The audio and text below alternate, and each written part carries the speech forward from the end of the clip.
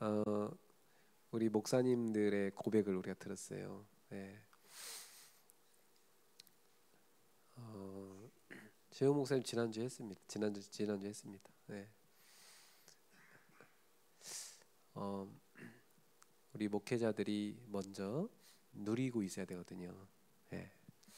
근데 이제 사실은 성도들이 없으면 목회자들이 잘 못 누려요. 성도들이 계시기 때문에 말씀 준비하게 되고 또 기도하게 되고 또 만나러 가잖아요. 예.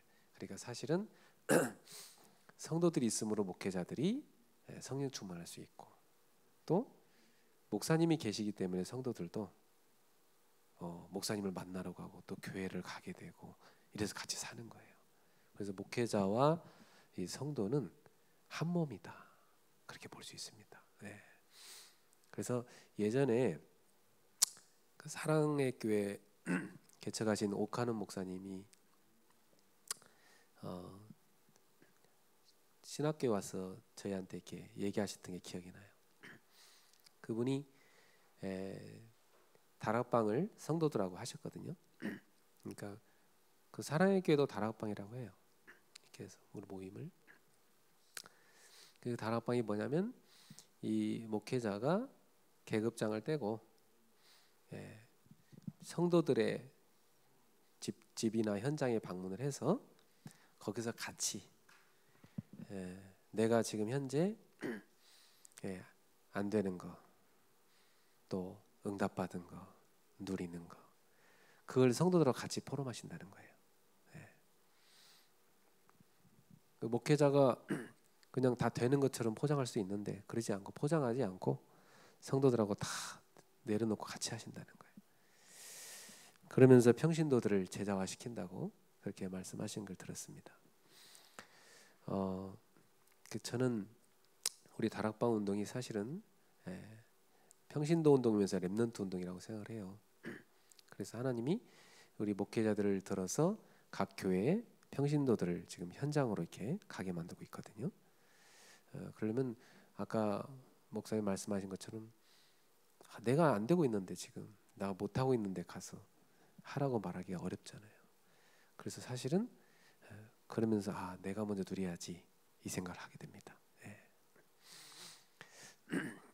그래서 이렇게 우리 목회자들이 안 되는 걸 서로 포럼하는 거 되게 중요한 응답이에요. 사실 성도들도 안 되고 있기 때문에 근데 안 되는 게 나쁜 거 아니에요. 돼가고 있는 겁니다. 저는 요즘에 고요한 시간을 가지라고 계속 그렇게 말씀이 나오기 때문에 제가 제일 좋아하는 데가 산이거든요.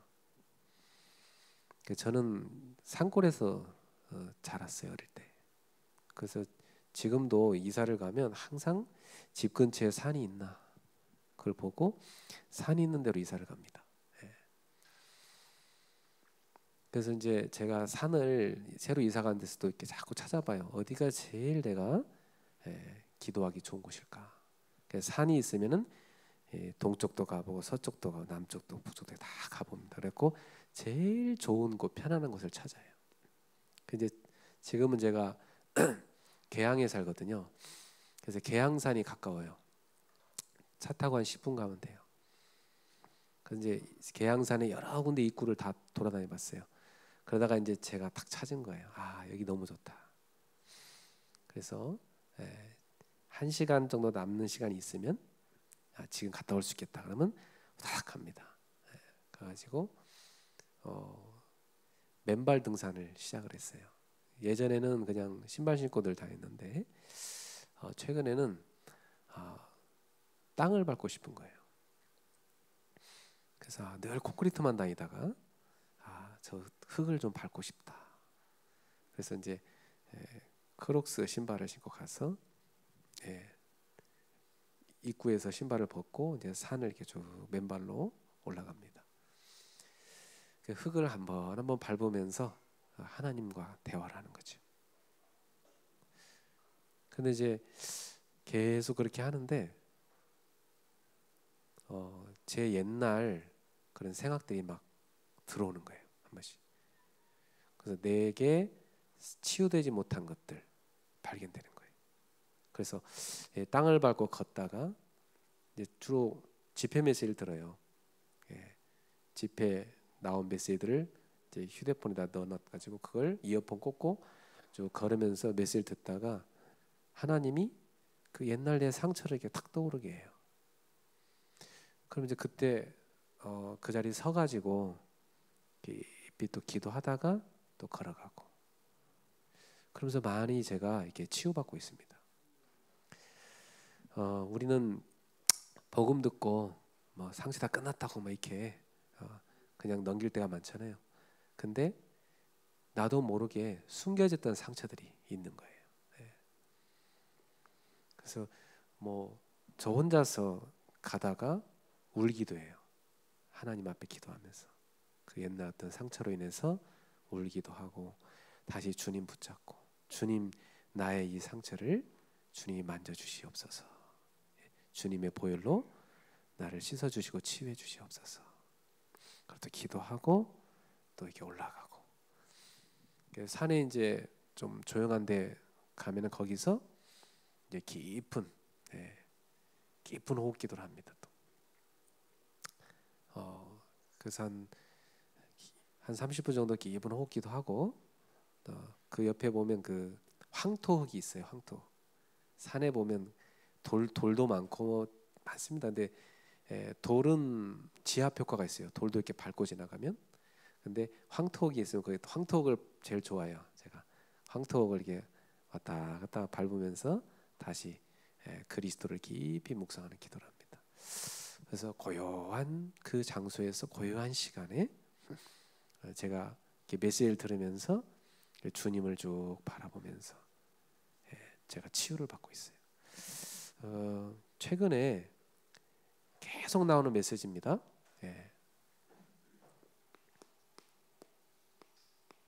상처. 요 메시지 계속 나와요 지금. 이번에 10월 11일 새가족 집회에서도 왜 자꾸 실패를 하느냐. 실패 이유가 있다. 그 실패 이유는 상처 때문이다. 그 말씀이 또 나왔거든요. 그래서 오늘은 제가 이번 새가족 집회 때 은혜 받은 거 몇 가지 여러분하고 좀 나누겠습니다. 일단 육신적인 상처들 있죠. 누구나 다.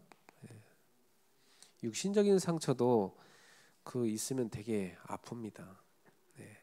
여러분 상처 어디 나면은 그 건들면 되게 아파요. 그런데 마음의 상처는 눈에 안 보이잖아요. 그러니까 마음의 상처는 눈에 안 보이기 때문에 본인도 못 느껴요. 본인도 몰라요. 본인도 잊고 살아요. 근데 이게 서서히 쌓여 있는 거예요. 그래서 이것이 쌓이면 나중에 암 같은 게 오는 겁니다. 마음의 상처로 인해서. 여러분 제가 이게 왜 그런가를 봤었는데요. 이걸 제가 여러분한테 조금 원리적으로 설명을 드리면 사람의 몸은요. 뇌에서 명령 내립니다. 뇌에서 명령 내리면 모든 신경이 그 명령의 전달을 받아서 그대로 순종해서 일을 처리합니다. 그럼 이게 모든 세포를 움직입니다. 물론 호르몬도 움직이고요.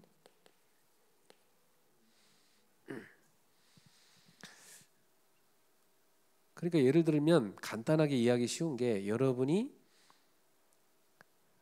밥을 먹고 있는데 바로 밥을 같이 먹는 가족 중에 누군가가 여러분한테 굉장히 화나는 어떤 이야기를 확 던져버려요. 우리한테. 그럼 밥을 먹다가 갑자기 화가 확 나죠. 그때 그런 상태인데 내가 밥을 먹잖아요. 그럼 체할 확률이 높아요.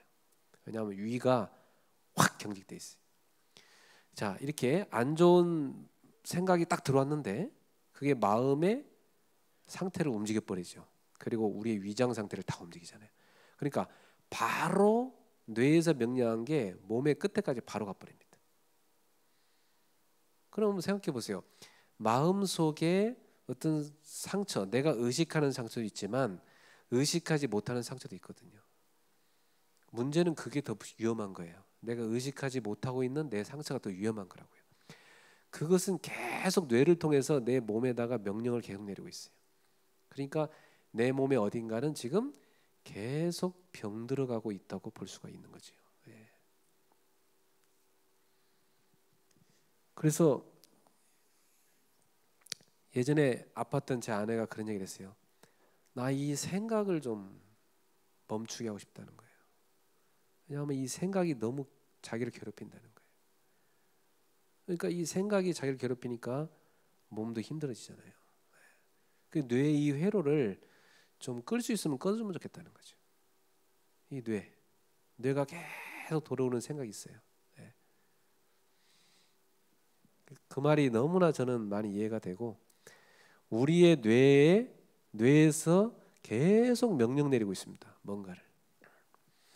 그러면 결국은 내 이 마음 속에 눈에 보이지 않는 이 무의식의 영역, 이 무의식의 영역 속에 들어가 있는 이 상처, 네.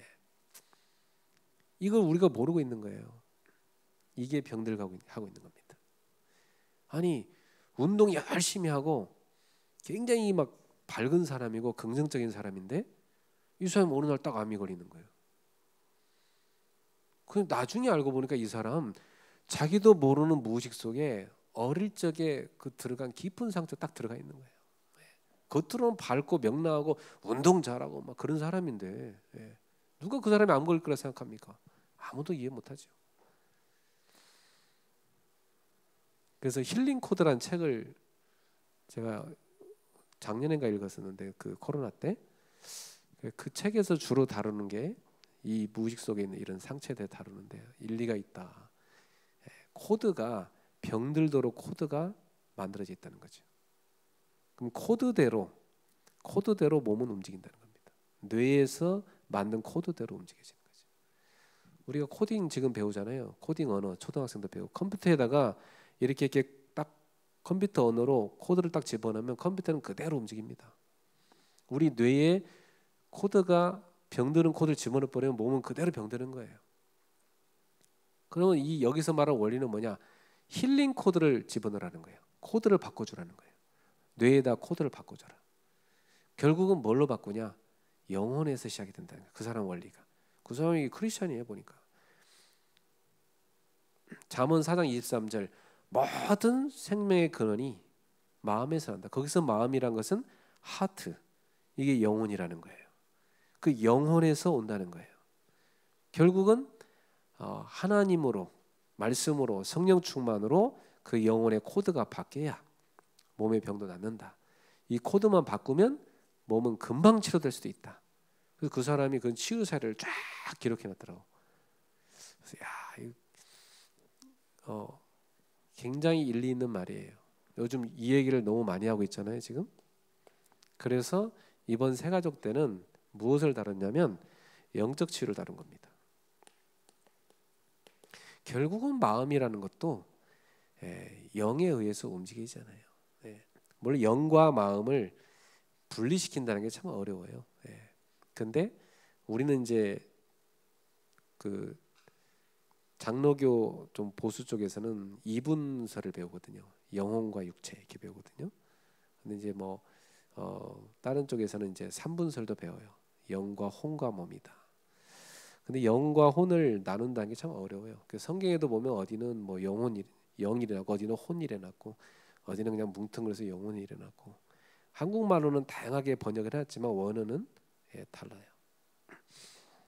영적 치유. 자, 이 영적 치유는 이제 우리가 많이 들었다시피 창세기 3장이죠. 창세기 3장에서 모든 문제 다 온 겁니다. 그 창세기 3장 하면 우리가 늘 나오는 거 사탄. 죄, 그리고 사망. 이 세 가지 근본 문제를 끝내는 비밀은 오직 그리스도죠. 여기서 불신자 상태가 왔잖아요.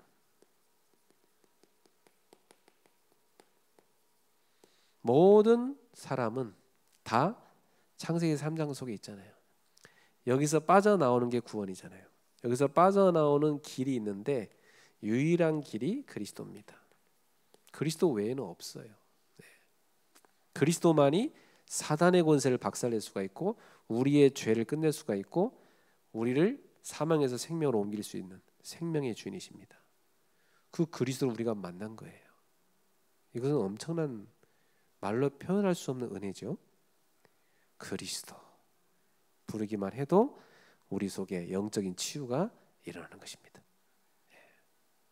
그래서 숨 쉬는 순간마다 그리스도를 부르라는 거예요. 그 순례자들이 기도 문구는 딱 하나였어요. 주 예수 그리스도님, 저를 불쌍히 여기소서. 그들은 그것을 24시간 계속했어요. 계속. 주 예수 그리스도, 그 속에 신앙 고백이 다 들어가 있잖아요. 우리가 말한 마태복음 16장 16절 다 들어가 있는 거 아닙니까?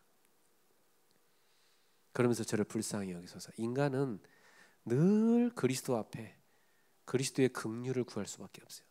자비, 은혜, 사랑, 그 같은 말이에요. 사실은 그걸 구할 수밖에 없어요. 우리는. 그러니까 늘 그리스도를 부르면서 순례자들이 기도를 한 겁니다. 24 그리스도 놓치고 싶지 않은 거죠. 그러니까 모든 환경을 다 뛰어넘을 수 있었던 것입니다. 여러분 순례자의 길 그런 책들은 좀 읽어볼 필요가 있고요. 그래서 여기서 빠져나오는 길 그리스도. 그 그리스도를 우리가 알았으면 믿고 구원받은 것이죠. 구원받으면 구원받은 자녀는 이제부터 그 예수 그리스도의 이름, 이 예수 이름으로 우리가 기도할 수 있는 자격이 주어집니다. 그래서 그 이름으로 기도만 하면 모든 문제 끝나는 거죠. 그 이름으로 기도하면 영적인 치유, 마음의 치유, 심지어 육신의 치유도 계속 일어나는 것입니다. 이게 최근에 우리에게 계속 나오는 메시지예요. 그러면 그리스도를 만난 사람은 이 모든 상처가 그리스도를 통해서 이제 치유가 일어나죠. 치유가 일어나면 이 모든 상처가 뭘로 바뀝니까? 발판으로 바뀌어버립니다. 저는 여러분도 그렇겠지만 저도 상처가 많은 사람인데 그런 그 가정의 상처, 내가 겪은 그런 아픔의 상처들, 이것 때문에 저는 이제 아픈 사람들을 상당히 이해하는 데 도움되죠. 제가 아파봤으니까. 제가 그래서 만들고 싶은 기도가 뭐냐면 중환자실에 있는 사람들한테 줄 수 있는 기도문, 그걸 책으로 쓰든지 어떤 녹음을 해서 음성으로 만들든지 그걸 제가 만들고 싶은 거죠. 왜냐하면 저는 거기서 너무 많이 봤으니까 그들의 힘든 것을 도울 게 하나도 없어요. 그렇죠? 그 옆에서 기도해 줘야 되는 거. 그들이 붙잡고 싶은데 붙잡을 게 뭔지 찾고 있거든요. 그때 예수를 붙잡아라. 이걸 갖고 기도를 해라. 이걸 줘야 되거든요. 그러니까 과거의 상처가 그리스도를 만나고 나면 발판이 돼가지고 그래 나처럼 이렇게 아픈 사람들이 너무나 많구나. 저들을 도와줘야 돼. 이게 이제 그 사람은 발판이 된 거예요. 자기 과거의 아픔을 가지고 아픈 사람들을 치유하는 사람이 된 거죠. 이렇게 해서 치유를 받게 되면 이제 우리는 사람들을 도울 수 있는 치유 사역자가 될 수가 있는 겁니다. 그래서 치유 사역자로서 우리가 갈 때 이번에 늘 나오는 얘기지만 세 가지. 성삼위 하나님, 성삼위일체 하나님, 성삼위일체 하나님, 그 하나님을 늘 부르는 기도. 예. 우리가 대화를 하려면 일단 아빠, 엄마 불러야 뭘 대화를 할 거 아닙니까? 그죠? 그러니까 주기도문에서도 예수님이 가르치는 기도가 뭐예요? Heavenly Father, 하늘에 계신 우리 아버지요. 아빠하고 먼저 부르라는 거예요. 그죠? 예. 부르고 대화를 하는 겁니다. 그럼 우리는 성삼일체 하나님. 목사님 그러면 뭐 성부 하나님 불러야 됩니까? 성자 하나님 불러야 됩니까? 성령 하나님 불러야 됩니까? 누굴 불러야 됩니까? 한 분이신데. 예. 상관없어요. 삼위 하나님 중에 한 분 이름 아무나 불러도 상관없어요. 같은 분이니까. 예. 그래서 우리는 성경에서 나온 대로 여러분들이 부르고 싶은 데 부르세요. 성령님, 나는 성령님 좋다. 예, 여의도 순복음교회처럼 늘 성령님 괜찮아요. 예. 아버지 하나님, 그런 분 계시더라고. 늘 기도할 때마다 아버지 하나님. 그런 분은 그렇게 기도하면 됩니다. 항상 아버지 하나님 부르면 됩니다. 늘 기도할 때마다. 또 예수님 그걸 불러도 됩니다. 애들이 물어봐요. 누굴 불러야 도대체? 상관없다. 아무거나 불러도 된다. 원래는 예수님의 이름으로 기도합니다. 우리 그렇게 하는데 상관없어요. 성령님의 이름으로 기도해야 되고 아버지 하나님의 이름으로 기도하면 상관없는 거예요, 사실은. 네. 조직 신앙에 가보면 다 똑같다고 그래요. 네. 근데 우리가 이제 성경에서 예수님이 내 이름을 기도해라 그랬으니까 우리가 그 이름을 하는 것뿐이죠. 네. 성삼위 하나님을 늘 부르고 누리는 기도. 그러면 24시간 우리가 살아갈 때 그 이름을 얼마나 부릅니까? 24시간 부를 수 있다면 좋지요. 네. 그 순례자의 기도에 보면 그 사람들은 24시 불러요. 순례자의 길을 가면서 하루 종일 같은 말을 계속해서 주님을 계속 불러요. 여러분 해봤어요? 예수님 이름을 한 3,000번, 6,000번, 10,000번 불러봤어요? 숙제드립니다. 해보세요. 다음 주까지. 저는 해봤거든요. 그냥 1시간 반 동안 계속 주 예수 그리스도님, 저를 불쌍히 여기소서. 주 예수 그리스도님, 저를 불쌍히 여기소서. 그걸 한 3,000번 불러보세요. 숫자를 다 셀 필요가 없고 우리 한 2시간 동안 부르면 한 3, 4초만 부를 수 있어요. 계속해서 불러보세요. 근데 제가 실제로 이렇게 불러보니까 제 가슴이 뭉클해지면서 주님을 이렇게 계속 부르니까 내 머릿속에 잡생각이 못 들어오더라고요. 계속 주님을 부르는 거예요. 그러다가 점점 기도가 이게 문구가 확장되기 시작하는 거예요. 하나씩 이제. 주님 불렀으니까 이제 뭐 할 말을 해야 될 거 아니에요. 그래서 할 말이 이제 하나씩 이제 주님과 대화하는 기도가 들어가는 겁니다.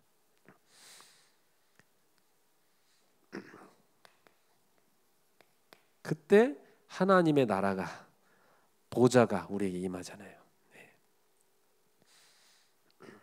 보좌가 임하게 되면 우리의 영적인 부분의 영적 상태가 치유가 되는 역사가 계속 일어나는 겁니다. 그러면서 시대를 살릴 수 있도록 능력이 오게 돼 있습니다. 이것을 사도행전 1장 1절, 1장 3절, 1장 8절 기도예요. 138. 이번에도 새가족 때 이 얘기를 하셨는데 이걸 여러분이 어떻게 할 수 있어야 됩니까?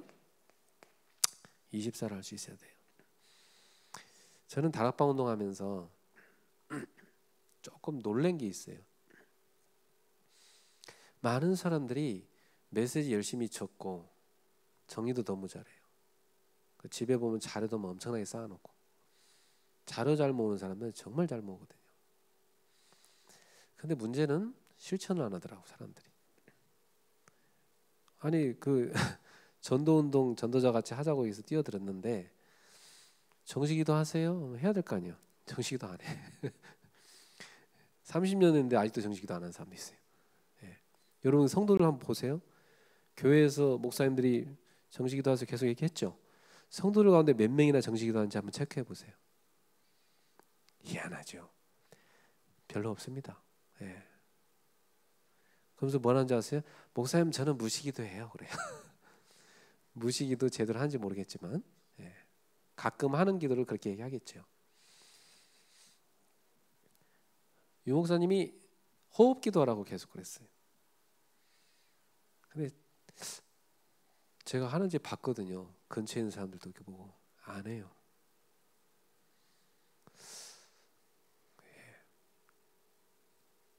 그 왜 안 할까요? 아니 우리가 메시지가 나왔으면은 나랑 맞든 안 맞든 해봐야 될 거 아니에요. 그죠? 해봐야 돼요. 왜냐하면 그 메시지 계속 나올 거거든. 그럼 노트에다 맨날 적을 거 아니에요. 그래서 그 들으면서 하면 좋대. 아, 그런가 보다. 넘어가는 거죠 맨날. 지금 사실 1년 내내 쏟아진 메시지가 한마디로 말하면 호흡기도예요. 호흡기도를 여러 방면으로 지금 설명하신 거예요 사실은. 왜냐하면 올해 주제가 24잖아요. 그 24 기도하는 방법은 하나밖에 없는 거예요. 호흡을 기도로 바꾸는 거예요. 그럼 그것을 해보면은 이걸 왜 하라고 했는지 알게 돼요. 영적 상태랑 관련이 있어요. 여러분 결국 계속 실패하는 이유가 상처란 말이에요. 영적 치유, 영적 문제. 쉽게 말하면 이 상처인데 이게 뭐가 됐냐면 영적 문제가 됐다는 거죠. 그래서 영적 치유 안 되면 안 된다는 거예요. 영적 치유. 영적 치유가 결국은 해결책이라는 거예요. 이번에 세 가족 메시지예요. 영적 치유가 해결책이다. 그 영적 치유는 뭐부터 바꿔야 돼요? 영적 상태 바꿔야 돼요. 아니 이 자기 무의식 속에 마음 속에 계속 잡혀 있는 상처가 있는데 무슨 기도가 되겠으며, 그죠? 그 사역이 되겠습니까? 자기 속에 지금 어둠이 가득한데 그게 바뀌어야 되는 거거든요. 그래서 영적 상태를 바꾸는 방법은 이거밖에 없어요. 사실은 우리가 어떤 걸 자꾸 보잖아요. 보면은 그걸 하게 됩니다. 결국 사람은 그래요. 여러분 폭력적인 영화를 계속 보면 폭력 나와요. 음란한 영화 보면은 음란이 나와요. 그 굉장히 말 막 이렇게 쌍스럽게 하는 드라마 보잖아요. 말 쌍스럽게 하는 게 언젠가 그게 들어간 거니까 언젠가 어떤 사건을 있어야 할 때 그게 팍 튀나온다고요. 보는 게 결국은 내게 되는 거고 들은 게 내 거 되는 거고 결국은 그것이 내 생각에 정착하게 돼 있고 내 속에 어딘가 들어가 있습니다. 그렇다가 그게 무의식 속에 있다가 튀나오게 돼 있거든요. 결정적인 순간에 이게 딱 튀나옵니다. 결국은 영적 상태예요. 영적 상태는 24 내 영혼이 24 뭘 담고 있느냐거든요. 내 영혼이 담고 있는 거. 결국 내 영혼이 담는 것이 뭘로 담냐면 내가 눈으로 보고 읽고 듣고 하는 것이 결국은 내 마음 속에 들어갔다 영혼 속에 들어가는 거예요. 그래서 시편을 읽어보면 제일 많이 나오는 게 시편에 이 사람들이 밤낮으로 자기들은 주님을 생각한다는 거예요. 그리고 주님의 말씀을 마음에다가 탁 킵해놓고 계속 읊조린다는 거예요. 작은 소리로 읊조린다는 거예요. 그 묵상이잖아요. 그 유대인의 묵상법이거든요. 계속 읊조린다는 거예요. 그럼 여러분 하루 종일 어떤 한 가지 성경 구절을 계속 작은 소리로 읊조려 보세요. 어떻게 되는지. 저는 매일 성경 구절 하나씩 외우거든요. 저하고 제가 시작했는데 이제 저를 따라서 하는 성도도 있어요. 그래갖고 카톡방까지 만들어져서 제가 이제 매일 이렇게 하나씩 올려줘요. 한국말, 영어 이렇게 해서. 그러니까 이 시편 119편 11절 오늘 이렇게 제가 아는 거지만 다시 한번 이렇게 묵상했는데 내가 주께 범죄하지 아니하려 하여 주의 말씀을 내 마음에 두었나이다. 근데 영어 성경에는 뭐라고 되냐면 그 주의 말씀을 내 마음에 저장했습니다. 이렇게 나옵니다. 창고에다 넣듯이 말씀을 이렇게 막 저장해서 쌓아놨습니다. 그렇게 돼 있습니다. 영어로 보면은 그 성경 구절을 계속 외우는 게 하루 종일 작은 소리로 계속 읊조리면서 하는 거죠. 어떻게 될까요? 영적 상태가 달라집니다. 정말 달라집니다. 예. 그래서 24 이 138의 축복 이게 이제 넓힌 게 393이에요. 138을 확대시킨 게 393이거든요. 그러면 요 138을 계속 24 하게 하는 방법이 뭐냐? 그게 두 가지라고 했어요. 대화로 해라. 주님하고 대화로. 24 계속. 그리고 호흡으로 계속 대화해라. 주님하고. 그래서 성도들이 뭐라냐면 호흡도 안 되고 대화도 안 되고 막 헷갈린다는 거예요. 그래서 기본적으로 호흡을 좀 배울 필요 있어요. 깊이. 어렵지 않아요. 그냥 따로 뭐 많이 배울 건 없는데 가장 기본적 원리로 코로 들이마시는 거고 입으로 내쉬는 거예요. 그리고 천천히 하는 거예요. 빨리 하는 게 아니고. 그러면서 코로 들이마실 때 내 속에 생각이 들어옵니다. 그때 어떤 생각을 집어넣어요? 138을. 그래야 기도 문구가 있어야 할 거 아닙니까? 그래서 들이마실 때 주님을 부르세요. 보좌를 향하여 가는 열쇠잖아요. 보좌의 문을 여는 열쇠가 그리스도 아닙니까? 주 예수 그리스도예요. 주님은 나의 생명이요 나의 능력이고 나의 전부이십니다. 고백할 수 있죠. 또 몸이 아픈 사람은 주님은 나의 치유십니다. 그 고백하면 됩니다. 네. 주 예수 그리스도여 저를 불쌍히 여기소서. 그 숨을 내쉬면서 어떻게 하죠? 주 예수 그리스도여 우리 성도를 불쌍히 여기소서. 그러면서 탁 떠오르는 사람 놓고 그를 불쌍히 여기소서. 네, 그렇게 하는 겁니다. 또 들이마시면서 주 예수 그리스도여 지금 제 속에 하나님의 나라가 임하게 하소서. 나라 속에 다 들어가 있잖아요. 하나님의 통치, 그죠? 내가 하나님의 백성됨, 내가 있는 곳이 하나님의 나라, 하나님의 영토가 되는 거 다 포함되어 있잖아요. 하나님의 주권입니다. 결국 하나님 나라가 임한단 말이에요. 하나님이 나를 통치해 주옵소서, 나를 다스려 주시옵소서. 그 고백입니다. 그러면서 내쉬면서 주 예수 그리스도여 우리 성도를 다스려 주시옵소서.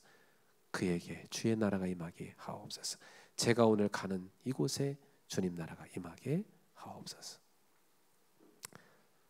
숨을 또 들이마시면서 주 예수 그리스도여 저의 생각, 마음, 영혼, 저의 모든 오장육부, 세포 하나하나까지 주의 영으로 충만케 하옵소서. 그리고 세계복음할 수 있도록 영력, 지력, 체력, 경제력, 인력을 저에게 충만히 부어주시옵소서. 내쉬면서 주 예수 그리스도여 성령의 충만함과 권능을 우리 성도에게 부어주시옵소서. 그래서 그가 증인의 자리에 서게 하옵소서. 계속 하는 겁니다. 하루 종일. 그러면 이게 주님하고 나하고 대화잖아요. 그리고 호흡 같이 되잖아요. 그럼 똑같은 걸 계속 하는 것 같지만 여러분이 나 자신에게 받아들이고 또 전달할 때 전달 대상자가 계속 바뀌는 거예요. 그렇죠? 네. 가는 곳마다 생각나는 성도 한 명 한 명. 사실 아니 뭐 성도 뭐 1000명도 아니고 뭐 수천 명도 아니고 뭐 100명, 200명 다 우리 머릿속에 넣고 한 명 한 명 기도해야 되잖아요. 가면서 내가 오늘은 차 타고 저기 어디 1시간 가야 되는데 이 차 타고 가는 동안 이 호흡 기도를 하면서 우리 교회 렘넌트를 위해서 내가 호흡 기도하면서 가야 되겠다. 계속 렘넌트한테 전달하는 기도. 그죠? 돌아올 때 오늘은 남전도를 위해 기도해야 되겠다. 24 우리 속에 있어야 될 거 아닙니까? 계속 기도의 파수꾼 24. 그러면 그렇게 24 기도하는 상태가 되면 그 영적 상태는 어떻습니까? 그 영적 상태는 성령 충만이죠. 예. 성령 충만은 같이 오잖아요. 권능 충만. 그죠? 예. 성령님이 우리 속에 충만하신 자체가 하나님의 권능이 와 있는 거 아닙니까? 당연하죠. 증거 충만. 예. 당연히 증거도 따라옵니다. 예. 어떻게 옵니까? 시공간 초월해서 하나님이 계속 역사하시는 겁니다. 예. 우리는 가만히 앉아서 전 교회 성도들 한 명 한 명에게, 그죠? 모든 렘넌트 한 명 한 명에게 계속 하나님의 증거가 임하도록 기도하는 거 아닙니까? 그걸 증거를 계속 확인하는 거예요. 그럼 시공을 초월해서 하나님 계속 역사하시죠. 예. 기도는 기도 자체가 시공간 초월 아닙니까? 우리 시공간 초월을 기도를 통해서 매일 누릴 수 있어야 됩니다. 그래서 2강에서 이런 말씀이 나왔어요.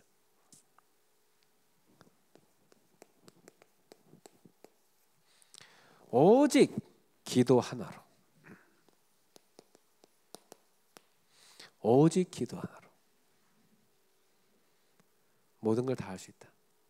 오직 기도 하나로. 그래서 복잡하니까 393으로 해라. 네. 393이 뭡니까, 여러분? 성삼위 하나님, 하나님의 나라, 보좌의 축복 9가지. 그죠? 그 내용이 뭐죠? 하나님이 우리 속에 만들어준 하나님의 형상,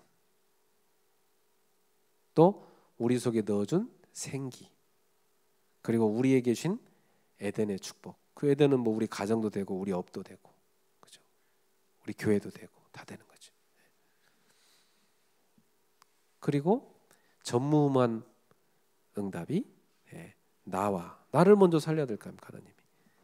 그래, 내가 있는 교회 전무후무한 응답, 내가 하는 일 거의 전무후무한 응답이 많은 거. 그게 9가지잖아요 지금. 그럼 결국 이 축복을 보좌의 능력을 받은 우리가 뭘 하는 겁니까? 3가지를 살려내는 겁니다. 목회자가 살아나는 겁니다. 목회자는 살아나는 증거가 뭡니까? 강단의 말씀이 사는 거예요. 우리 영적 상태에 따라서 강단의 말씀의 영향은 다릅니다. 그렇잖아요. 우리 영적 상태에 따라서 강단의 말씀이 성도들에게 팍팍 꽂히는 정도가 다르잖아요. 그러니까 기도를 많이 하는 목사님, 복음 가지고, 복음 없이 기도하는 건 소용도 없고, 복음 진짜 깊이 누리면서 다 기도하는 목사님이 강단에서 다 전한 메시지 때 이 교회 안에 쫙 말씀이 막 사람들 속에 팍팍 꽂히면서 성도들이 그거 붙잡고요, 와 오늘 은혜 받았다, 한 주간 나 승리하다, 이렇게 힘으로 해야 될 거 아닙니까? 성도들이 와서 앉아 있을 때 막 들어나만한 것도 듣네, 이렇게 하면 안 되잖아요. 우리도 그렇잖아요. 똑같은 얘기 같지만 날마다 새롭게 들려야 돼요. 그렇잖아요. 어떻게 하면 새롭게 들립니까? 내가 날마다 새롭게 누리면 듣는 사람이 날마다 새롭게 들려요. 그렇잖아요. 네. 그리고 중직자가 살아나는 시대가 와야 될 거 아닙니까? 중직자가 살아나는 시대 뭡니까? 중직자는 교회 안에서 같이 하고 잔소리할 게 아니라 현장에 가서 지교회를 해서 한 지역씩 살려내는 70인 운동하는 겁니다. 네. 그런 성경 속에 있는 중직자 같은 중직자가 일어나는 시대, 그 시대가 온다는 거죠. 그 다음에요, 이제 렘넌트가 일어날 거 아닙니까? 이 렘넌트들은 막 전 세계로 여행 가잖아요. 유학도 가고 뭐. 그 이 렘넌트를 통해서 237 나라 문을 열고 5천 정도 문을 열게 되는 겁니다. 그 렘넌트가 일어나서 우리 렘넌트 부교육자도 일어나 가지고 세계를 복음하는 시대가 오는 겁니다. 그게 3가지 시대가 올 수밖에 없는 거 아닙니까? 성경에 그대로 왔잖아요. 사도들 시대, 또 70인 중직자들의 시대, 그리고 렘넌트 시대 왔잖아요, 성경에. 그 시대가 오는 겁니다. 그 시대를 내다보는 것이 이 3시대에 대한 기도입니다. 그게 사도행전 1장 8절이에요, 사실은. 오직 성령이 내게 임하시면 내가 권능을 받고 땅까지 내 증인이 되리라. 이 말씀이거든요. 그 138이 확대된 게 393이에요. 이걸 자세히 풀어놓은 거예요, 사실은. 그러니까 이 기도 하나로, 오직 기도 하나로 다 할 수 있는 거. 그게 우리 목회자가 반드시 받아야 할 응답이고, 여기 모인 우리 성도님들이 이 부분에 대해 확신해야 돼요. 이게 확신 안 오는 사람은 계속 인본주의 있어야 됩니다. 계속 노력해야 됩니다. 그렇잖아요. 계속 머리 굴려야 돼요.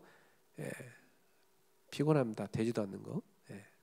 우리는 하나님의 역사로 들어가는 오직 기도 하나로 들어갈 수 있어야 돼요. 그래서 3가지 나왔어요. 오직 기도 하나로 바꾸는 일이 일어난다. 뭐가 바뀝니까? 내 영혼 속에 성삼위 하나님, 트리니티, 삼위일체란 뜻이죠. 트리니티가 성삼위일체 하나님이 내 속에 역사하시는 겁니다. 어디에? 내 영혼 속에 역사하시는 거예요. 그 명상은요, 명상은 영적인 것이 아니잖아요. 명상은 그냥 그냥 생각의 영역이잖아요. 그 사람들은 신한테 기도하는 게 아니잖아요. 명상은 자기 자신을 성찰하고 자기 자신을 비우는 거잖아요. 그럼 묵상은 뭡니까? 묵상은 절대자인 하나님께 내가 기도하는 겁니다. 영적인 거예요, 묵상은. 그러니까 명상과 묵상은 완전 다른 겁니다. 비슷해 보이지만, 그 명상을 하게 되면 사람이 마음이 차분해집니다. 그래서 그것을 사람들은 평안이라고 착각해요. 왜? 우리가 뭐가 똑같냐면, 지금 몸이 너무 아픈 사람이 있는데 병원에 갔더니 마취제를 딱 놔요. 마취제를 딱 넣거나 아니면 진통제를 줍니다. 그럼 진통제를 딱 먹으면 아파요, 안 아파요? 안 아파요. 실제로 아프잖아요. 안 아프다고 느낀다니까요. 그게 명상이에요. 못 느끼게 하는 거지. 뇌를 어떻게 하는지 아세요? 우리 잔뇌는, 잔뇌 운해가 있잖아요. 잔뇌는 다 판단하고 뭘 생각하고 뭐 일을 하고 이렇게 느끼는 거예요. 근데 운해는 어때요? 운해는 그냥 이 판단 같은 거 안 해요. 그냥 낙천적이에요. 운해는 즐겁게 생각해요. 이게 사랑할 때 운해가 발달하거든요. 도파민이 나와갖고 사랑할 때 막 남자들이 저기 막 멀리까지 갔다가 막 차 끊겨갖고 걸어오는데도 안 피곤하잖아요. 막 연애할 때 그랬었잖아요, 그죠? 그게 실제로 피곤한 건데 안 피곤해. 이 막 도파민이 운해가 막 확 이렇게 활성화돼갖고 잔해가 쫙 찌그러들고 운해가 확 활성화돼요. 그래서 판단력도 그러죠. 지금 차 끊기는 건데도 차 끊기는데 자기 연인하고 헤어지기가 싫어. 분명히 차 끊기면 걸어갈 건데 이거 1분 차이로 지금 걸어갈 수도 있는데도 그래도 손 붙잡고 있는 게 좋아. 왜냐 판단력이 흐려져요. 완전히 그 잔해의 활동을 확 저하시키는 거예요. 그게 명상이에요. 명상은 운해를 활성화시키고 잔해를 활동을 저하시키고 정지시키는 거예요. 그럼 어떻게 되죠? 실제로 자기는 너무 고통스러운 문제가 있는데 전혀 고통스럽지 않다고 느껴져요. 그리고 그 다른 세계로 생각을 해요. 지금 방 안에 앉아 있는데 방 안에 공기도 안 좋고 지금 뭐 방 안에 이렇게 막 지저분하고 뭐 좁고 이런 거 있는데 명상할 때 저기 솔밭에 있다고 생각하십시오. 막 그런단 말이죠. 음악을 딱 나오면서 그러면 솔밭에 있다 이렇게 생각하면 자기가 솔밭으로 딱 갑니다. 다른 세계로 갑니다. 그러면서 뭐라니까 나는 너무 가볍습니다. 자유롭습니다. 마음을 다 내려놨습니다. 나는 너무 행복합니다. 이쪽으로 끌고 갑니다. 그러면 그 명상 속에 다 들어가면 정말 행복해요. 그러다가 어떻게 합니까?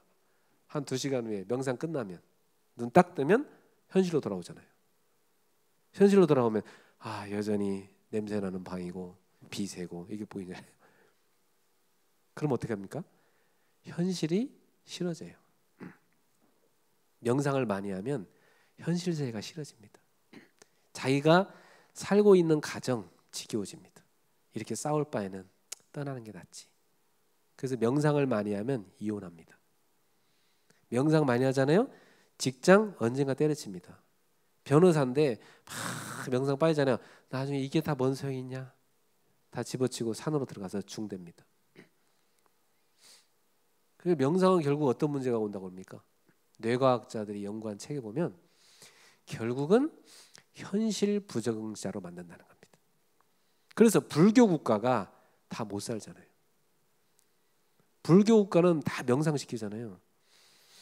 불교 국가 치고 잘 사는 나라 없어요. 왜냐하면 사람들이 현실에 적응을 못해요. 네.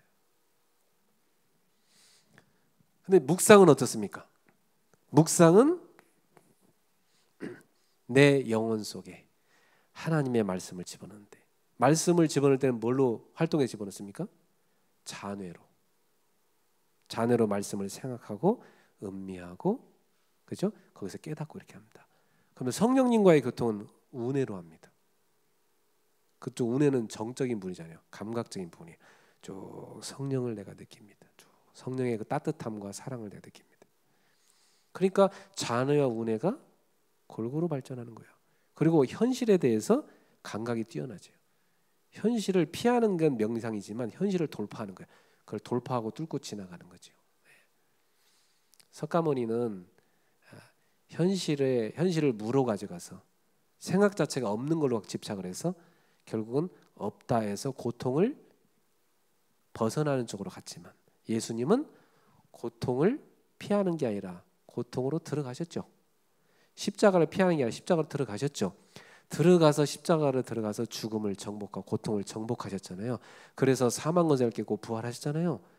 예수 그리스도는 그 희생을 통해서 정복하신 사랑을 우리에게 보여주셨습니다.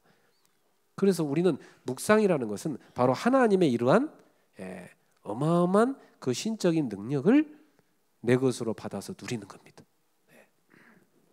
불교는 사실 엄밀하면 종교 아니잖아요. 그건 철학이지. 그러니까 명상할 수밖에 없는 거예요. 그럼 우리는요, 절대자 하나님을 바라보며 기도하잖아요. 하나님의 능력을 입잖아요, 우리가. 그래서 여러분, 우리가 오직 기도할 때 우리 영혼 속에 성삼위 하나님이 들어오셔서 이미 와 계시지만 충만하시는 겁니다. 그러면 내 속에 성삼위 하나님이 충만하시게 되면 하나님의 기준, 하나님의 수준, 하나님의 눈으로 모든 걸 보게 되죠. 그게 믿음 아닙니까? 그러면 이 기도할 때 믿음이 성장하게 돼 있죠. 자, 그리고 뭐가 바뀝니까? 우리의 생각, 마음에. 생각, 마음도 사실 어디까지가 생각이고 어디까지 마음인지 구분됩니까? 사람들이 나누는 거지 엄밀하게 하면서 구분 못해요. 같이 봐도 상관없고, 생각, 마음, 여기에 보좌의 축복이 임하는 겁니다.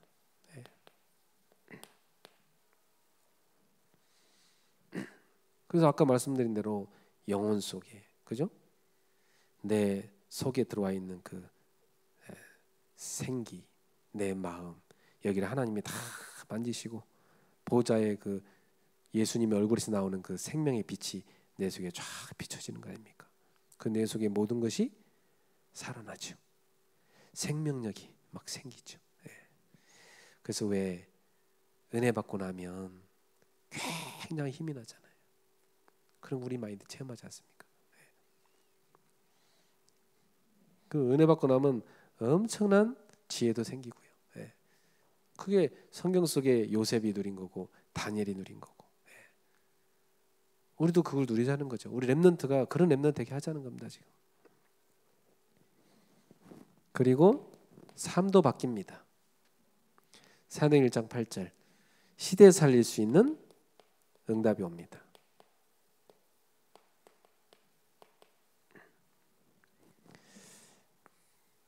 그래서 우리는 살려주는 영이신 그리스도를 받았기 때문에 우리가 가는 곳에는 살리는 응답이 일어납니다. 우리가 가는 곳에는 사망의 영이 꺾이게 되어 있습니다. 이 사단은 파괴의 영이고 사망의 영이잖아요. 그래서 사단이 역사하는 사람은 계속 머릿속에 사망의 생각 들어옵니다. 계속 자기 스스로를 파괴하는 생각이 계속 들어옵니다. 그래서 현실에 적응 못해요. 그래 결국은 몸도 병들어 버린 겁니다.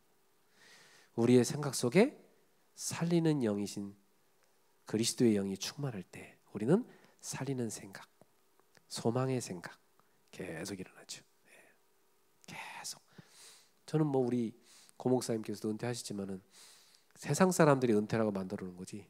솔직히 한 번 목사는 평생 목사지 무슨 은퇴가 있습니까? 그리고 현장이라는 게 꼭 담임해야만 현장이 있는 거 아니잖아요. 목사한테는 지구상의 모든 곳이 다 현장인데, 그렇잖아요? 얼마나 많은 현장이 기다리고 있습니까? 얼마나 많은 현장 교회를 세울 수 있습니까? 그렇죠. 은퇴 후에 얼마나 자유로워집니까? 누가 가서 뭐 새벽기도 안 한다고 뭐라 할 수 없고, 뭐 설교한다고 뭐라 할 수 없고, 신방 누구 안 가도 상관없고, 자유롭잖아요. 그러니까 제가 볼 때는 고 목사님은 마음껏 현장 교회를 세우러 다닐 수 있는 최고의 시간표인 겁니다. 이제부터 시작이죠. 이제부터 다락방 제대로 해가지고 제 곳곳에 현장 교회를 세우는 겁니다. 얼마나 좋습니까? 그게 살리는 생각이잖아요.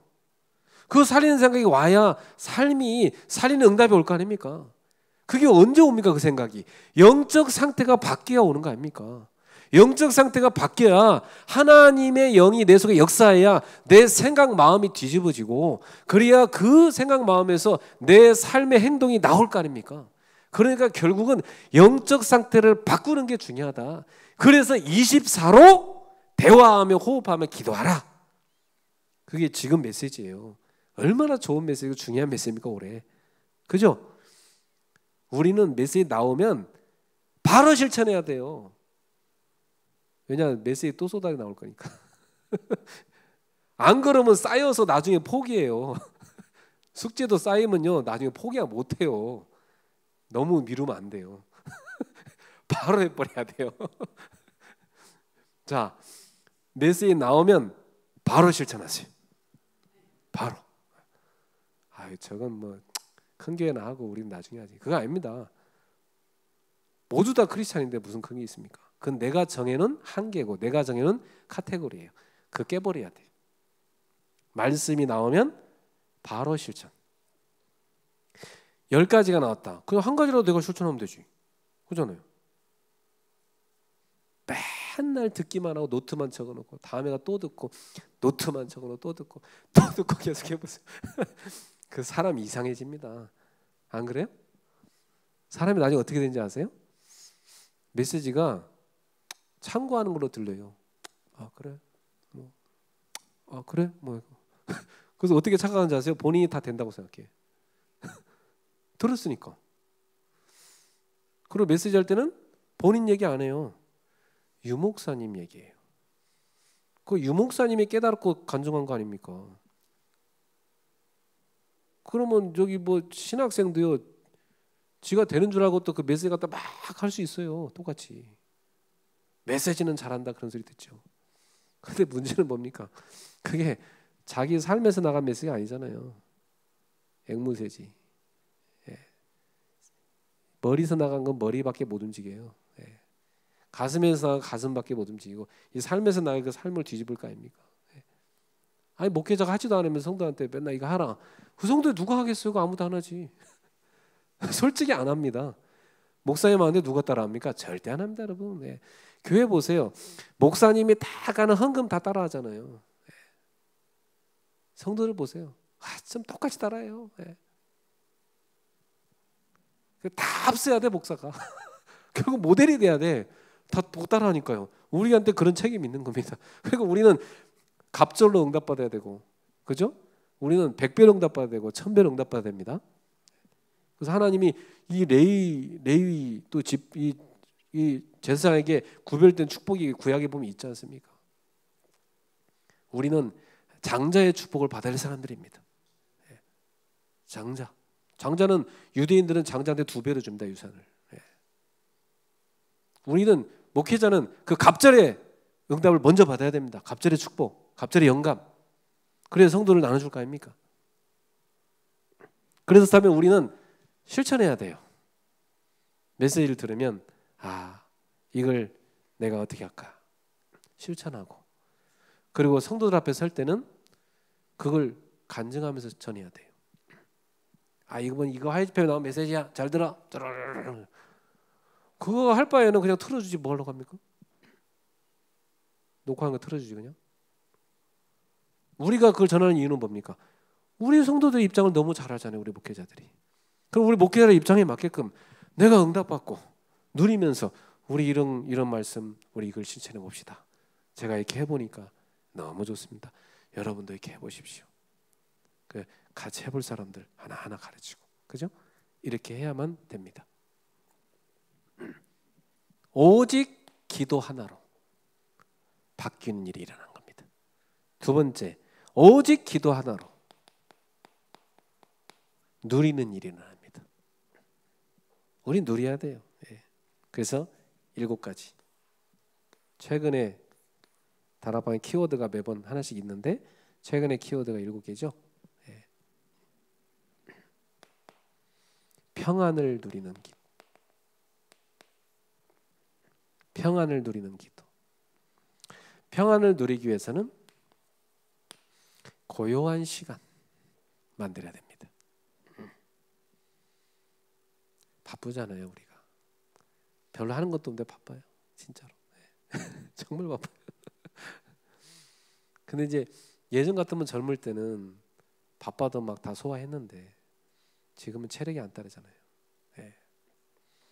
그러니까 목사님들이 이제부터는 체력 관리하는데 시간 꼭 써야 됩니다. 그게 영성입니다. 계속 그래야 뛸 거 아닙니까? 그래서 고요한 시간 장소 찾아보세요. 자기가 좋아하는 걸 하고 하면 좋을 것 같아요. 저는 산을 좋아하니까 산에 가서 합니다. 고요하지. 늘 산에 갈 수 없으니까 집에서도 내가 시간을 정해서 하죠. 저는 주로 이제 밤이 이제 뒤에 사역이 없으니까 제일 편안하고 좋아요. 불을 꺼놓고 합니다. 창문 열어놓고 고요하게 가만히 불 꺼놓고 앉아 있어 보세요. 그럼 우리도 모르게 기도하게 됩니다. 우리가 앉아서 뭐 하겠습니까? 기도하게 되죠. 그러면서 쭉 기도하다가 이번에 강단 메시지 한번 내가 다시 한번 은혜 받아야겠다. 우리가 설교한 거지만 우리가 먼저 응답받아야 되잖아요. 그래야 성도들한테 지난주 강단 메시지 갖고 전에 이렇게 응답받았습니다. 그리고 간증하고 성도들도 말씀 저렇게 응답받는 거구나. 이거 따라할 거 아닙니까? 그래갖고 다시 한번 들으면서 쭉 기도하는 거죠. 저는 이제 밤 되면 스트레칭을 해요. 매트 깔아놓고 거기서 스트레칭을 쭉 호흡하면서. 스트레칭은 호흡하고 같이 해야 효과가 있어요. 쭉 호흡하면서 메시지 들으면서 기도하고. 원래 사람은요 자기 목소리가 제일 편안한 거예요. 그 주무시기 전에 강단 메시지 들으시면 좋아요. 자기가 설교한 거 다시금 들으면서 쫙 은혜 받고. 우리 애들이 한 번씩 놀래요. 아빠는 이상하다. 왜 자기 설교를 저렇게 열심히 들을까? 근데 우리가 먼저 은혜 받아야 되니까 쭉 듣고 고요한 시간 굉장히 좋습니다. 이 자체가 치유죠. 솔직히 눈 감고 이렇게 10분만 있어도 굉장히 치유되거든요. 눈 감고 10분만 다 있어도 돼요. 그래서 불 꺼놓으면 참 집중하기 좋아요.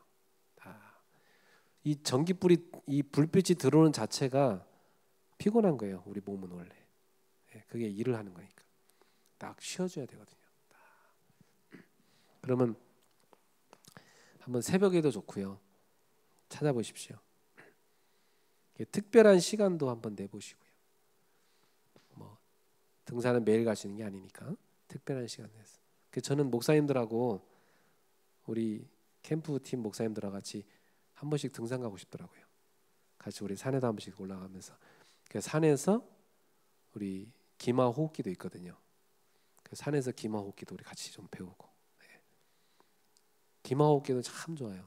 예.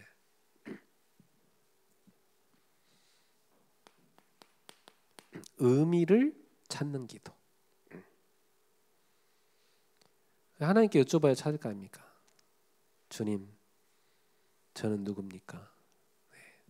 저는 왜 여기 있습니까? 우리 교회는 많은 동네에 있지만 왜 여기 있습니까? 의미를 찾아야죠. 주님, 우리 교회는 왜 저런 성도들이 와 있습니까? 의미가 있잖아요, 그 속에. 하나님이 왜 그런 성도를 보내겠습니까? 그 사역하라고 보낸 거 아니겠습니까? 의미 계속 찾는 겁니다.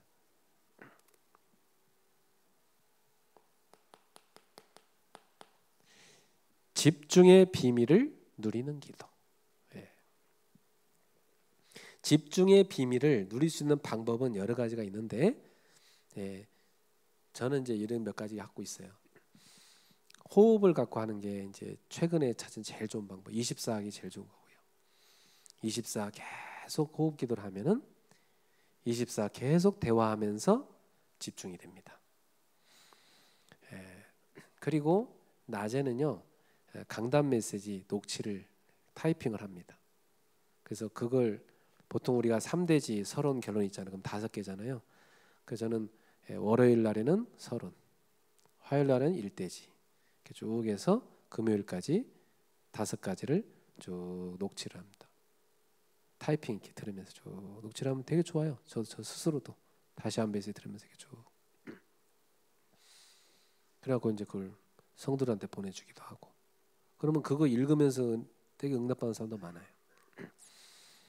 또 집중의 방법 중에 성경을 암송하는 겁니다. 성경 구절을 매일 하나씩 암송하는 거죠. 암송하면요 점점 발달해요, 뇌가. 처음에는 이게 잘 안 외워졌었는데 외우면 외울수록 그냥 몇 번 읽으면 그냥 외워져 버려요. 점점 뇌가 발달합니다. 우리 뇌는요 한쪽으로 쓰면 계속 그쪽으로 발달합니다. 계속 암송하는 거죠. 그러니까 우리 성도 가운데는 출근하자마자 성경 구절 암송부터 해야 하루가 시작이 된대. 자기는 앉아갖고 암송이 자기 하루의 시작이래요. 빨리 아침에 일찍 보내달라는 거예요. 그렇죠? 성경 구절 하나 암송해갖고 하루 종일 그거 갖고 읊조리면서 기도하면 너무 좋잖아요. 그래서 시편 119편 97절에 주의 말씀이 주의 말씀을 사랑하여 내가 그것을 종일 작은 소리로 읊조리나이다 그러잖아요. 시편 119편 103절에는 주의 말씀이 어찌 그리 단지요 내 입에 꿀보다 단이이다 그러지 않습니까? 그러니까 이 시편 기자들은 보면 말씀이 얼마나 단지 꿀보다 나서 계속 음미한다는 거죠. 그래서 집중의 방법 찾아야 됩니다. 나 자신에게 제일 맞는 거. 성경을 3장씩 소리내서 이렇게 읽어도 굉장히 집중됩니다. 성경을요 소리내서 읽고 나잖아요. 굉장히 성령 충만 와요. 진짜로. 꼭 해보세요. 또 복음 구절들을 이렇게 쓰는 거 굉장히 좋습니다. 쓰면서 깊이 음미가 됩니다. 쓰고 다 각인의 방법이고 집중의 방법입니다. 메시지를 다 꽂아 들으면서 1시간 동안 등산하는 거 굉장히 집중의 방법이죠. 피아노를 치면서 하는 거 다 자기만의 집중의 방법을 찾으셔야 됩니다. 나는 이게 제일 맞아요. 그게 있습니다. 제가 이번에 녹취 간증을 했더니 성도 중에 2명이더라고요. 저도 이번 주부터 녹취 시작하겠습니다 그러더라고요. 그 사람한테 맞다는 얘기거든 자기가 지금. 근데 제가 해본 방법은 제일 집중 잘 되는 건 녹취예요. 왜냐 한 글자도 안 놓쳐야 되니까. 근데 그걸 하루 종일 할 수는 없잖아요 앉아갖고. 그래서 제일 좋은 게 호흡입니다. 계속 24 할 수 있는. 오직 기도 하나로 집중의 비밀을 누릴 수 있다. 그렇죠? 집중의 비밀을 누릴 수 있습니다. 그리고 오직 기도 하나로 근본 치유를 누릴 수 있습니다.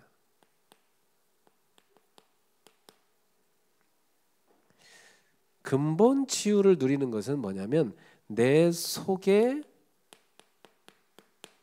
흑암이 박살나는 것입니다. 이 흑암이요 들어와 있으면은 사실은 치유가 안 되거든요. 그 흑암이 생각을 잡고 있는데 어떻게 치유가 됩니까? 나를 붙잡고 있는 그 흑암에 꺾여야 그 생각이 바뀌고 마음이 바뀌는 겁니다.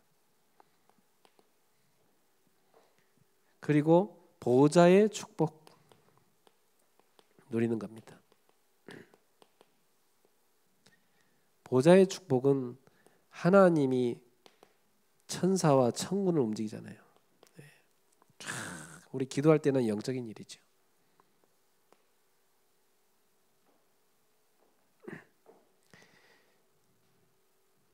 이거 하나 빠졌네요.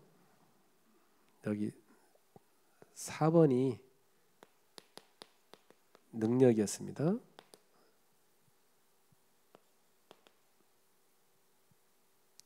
예, 4번이 능력인데요.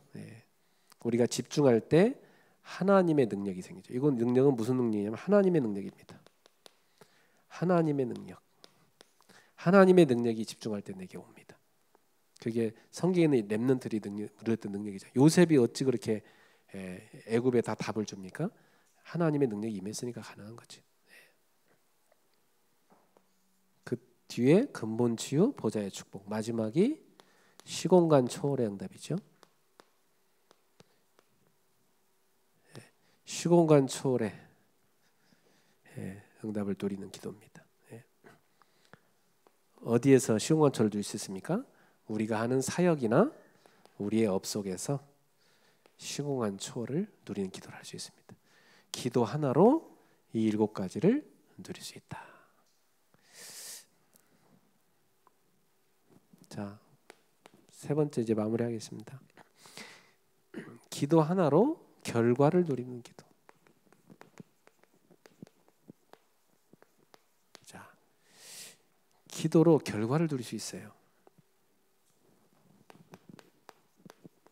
지금 시간표는 지금인데, 시간은 지금인데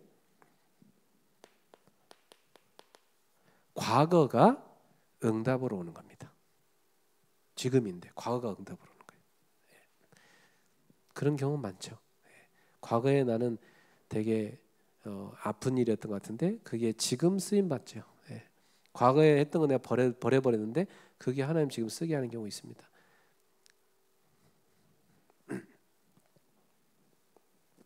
그리고 오늘의 모든 것이 응답으로 바뀌는 것. 그리고 미래도 응답으로 오는 것. 이 결과를 누리라 그랬어요. 미래 뭐 나중에 올 것 같지만 지금 하나하나 쌓이면 미래인데 지금 그게 다 뭘로 와야 되냐면 응답으로. 그래서 요걸 한번 이번 주에 이번 새가족 때 나온 메시지인데요. 뭐 다는 얘기할 수 없고 그냥 유 목사님이 하시고 싶은 내용이 이 얘기구나 하는 걸 제가 발췌한 겁니다. 그래서 우리 다 목사님들 한번 적용해 보실 게 상처 이 부분. 우리 다락방 메시지는 좀 상처를 희비 파는 내용이 많아요. 기존 교회는 상처 안 건드리거든요. 그냥 밝은 미래를 얘기하자. 밝은 미래 계속 비전을 제시하자. 그러면서 막 가게 하거든요. 근데 우리 다락방 메시지는 계속 상처를 파고들어서 근본까지 가고 근본을 확 뜯어내는 메시지. 그래서 한동안은 상처 입은 사람들이 듣기 힘들어요. 왜냐하면 자기가 덮고 싶은 과거인데 자꾸 교회에서 상처를 건드리니까 이게 드러나잖아요, 그죠? 이게 감추고 싶은 건데 다 드러나니까 힘들어서 어떤 사람은 뛰쳐나가는 사람도 있어요. 다락방 교회 있다가 메시지 도저히 못 견디겠다. 자기가 다 드러나 버리니까 도망가 버리는 사람도 있고요. 근데 결국 이게 진짜 깊이 들어가서 치유 받으면 근본이 치유되는 거죠. 그래서 이 부분에 대한 메시지 요즘 계속 나오는 거고요. 그리고 24. 그래서 이번에는 393 기도 하나로 다 해라 이런 내용입니다. 그래서 결론은 서밋 시간입니다.